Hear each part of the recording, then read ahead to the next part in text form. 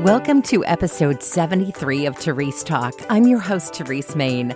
By day, I co-host a morning radio show on a network in New York and Pennsylvania. By night, I'm a podcaster. If you're a woman like me who loves Jesus and just wants to serve her family and community a little bit better, you're in the right place.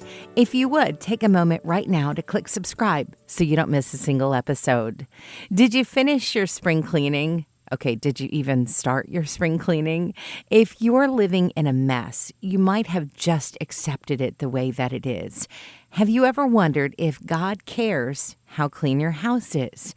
If your clutter is keeping you from doing what God has for you to do, then it's something to look at.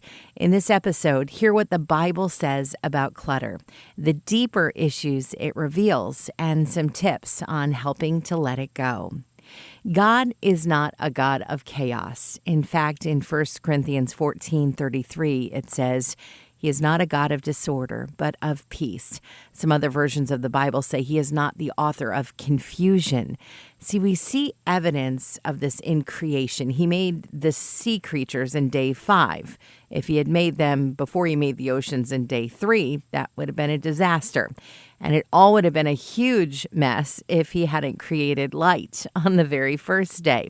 He chose to put certain things in a certain order for a reason, for a purpose. So if your things are completely out of order, you might not be reaching your purpose. And ultimately, you're missing out on peace. Would you like some peace? So why do we hold on to so much stuff? I mean, we can't take it with us, right? It's not eternal. And in the grand scheme, it doesn't have value. Most of us hold on to too much out of fear. We're afraid what will happen if we let it go. Like, what if we need it and God doesn't provide? What if we have to do without? What if our family needs it and it's not there? And maybe that's because something happened to you before and God didn't step in to stop it. It might have been neglect or abuse, betrayal, abandonment, poverty. Because you went through it, you question His ability to love and protect you. And you wonder if He'll provide for you in the future.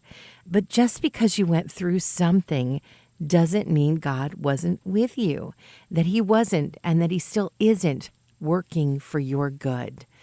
Before you can physically get rid of the clutter in your life, you need to emotionally get rid of it. And this might be the hardest part. In fact, once you start to grasp the truth, you might find it's easy to physically let things go. The antidote to fear is trust, complete, illogical, unashamed trust, a complete belief that God is faithful. Ecclesiastes 3:6 says there's a time to seek and a time to lose, a time to keep and a time to cast away.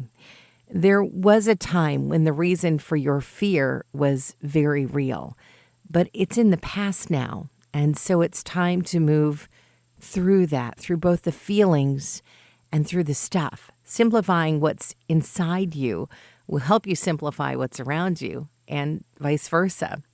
Living a clutter-free life is a lot like living a strong spiritual life. It requires constant effort.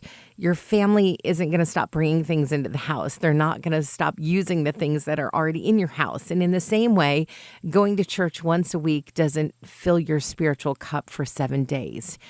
Daily, constant attention is the key. So start attacking the piles. If it's broken, toss it. If it can be recycled, do that. And if it's good, but it's just not good for you, set it aside to donate. One thing that helped me was realizing that everything I had was a blessing from God. But if I wasn't using it, it became a curse. By finding someone who could use that thing, it became a blessing again. Here's something I read. The best way to enjoy your favorite things is by only owning your favorite things. So if you don't use it or love it, you don't need it in your life. And as for those sentimental objects, the family heirlooms that you feel guilty about getting rid of, See if someone else in the family wants them. And if not, we'll just take a picture of that thing and journal about it so you can remember the emotions without having the curse of more stuff. You know, too much stuff can be like a prison. The piles become like your cell walls. They trap us. They keep us from experiencing the freedom that God has for us. We might be overwhelmed by what's around us and not have the mental or physical space for a good quiet time. We might be so frustrated by our surroundings that we don't feel like worshiping God. We might be too embarrassed to invite people over, and we miss out on the blessing of hospitality. Galatians 1:5 tells us that Christ came to set us free. That is freedom from whatever is holding us back. And when we're free from clutter, our minds are clear to think. We can better prioritize. We can live out the life that God has for us. So ask yourself this question: do you want more space, time, and peace? Or do you want more stuff to deal with? Maybe you missed the boat this year when it came to spring cleaning, but this life is a marathon, not a sprint. So start today with just one thing. It might be a tabletop. It might be a drawer. It might be your purse, or how about your car? Clear out some of the stuff that's holding you back, both in life and in faith. If you've enjoyed this episode of Terese Talk, be sure to subscribe and look for the next episode on Tuesday morning. Now, if you really loved it, consider making a gift to Family Life, the ministry this podcast is a part of. Just go to familylife.org and find out more about what we do. Did you know Family Life offers a variety of podcasts? From news to kids to faith, you'll find a favorite on demand at familylife.org/podcast.